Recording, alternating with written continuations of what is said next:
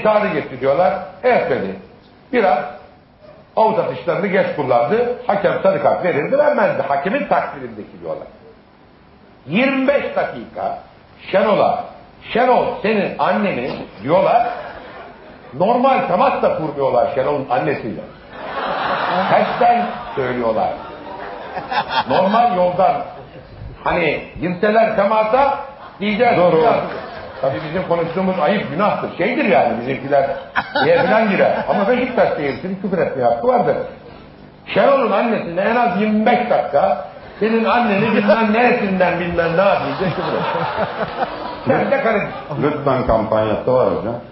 Federasyonun lütfen kampanyası var. O zaman ben de diyorum ki seyirciye Beşiktaş seyircisi. Şenol'un annesini lütfen normal yollardan götürün. Ters yollardan götürmeyin. Lütfen. Evet. Hakikaten bu küfür ayıbı oluyor hocam.